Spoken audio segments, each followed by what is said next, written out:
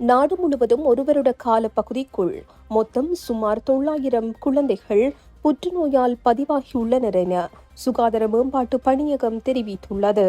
தேசிய புற்றுநோய் கட்டுப்பாட்டு திட்டத்தின் ஆலோசகர் சமூக மருத்துவர் சூரஜ் பெரேரா இதனை கூறியுள்ளார். அடுத்த 3 ஆண்டுகளில் குழந்தை புற்றுநோய் நோயாளிகளுக்கு சிகிச்சை அளிப்பதற்கு தேவையான அனைத்து அத்தியாவசிய மருந்துகளையும் வழங்க சுகாதார அமைச்சருடன் ஒரு ஒப்பந்தம் கையெழுத்திடப்பட்டுள்ளதாகவும் குறிப்பிட்டுள்ளார்.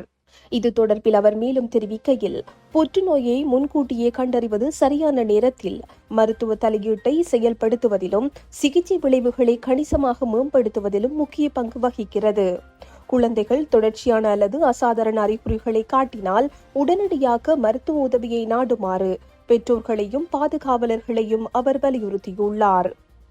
இந்த ஒப்பந்தத்தின் கீழ் அனைத்து அத்தியாவசிய மருந்துகளும் இலவசமாக வழங்கப்படும். பாதிக்கப்பட்ட குழந்தைகளுக்கு தடையற்ற சிகிச்சையை உறுதி செய்யும் என்பதுடன் 3 ஆண்டு திட்டம் குழந்தை புற்றுநோய் பராமரிப்பு சேவைகளை வலுப்படுத்தும். குழந்தை பருவ புற்றுநோயுடன் தொடர்புடைய உணர்ச்சி மற்றும் நிதி சவால்களை எதிர்கொள்ளும் குடும்பங்களுக்கு மிகவும் தேவையான நிவாரணத்தை வழங்கும் என்று சுகாதார அதிகாரிகள் நம்பிக்கை தெரிவித்துள்ளனர்.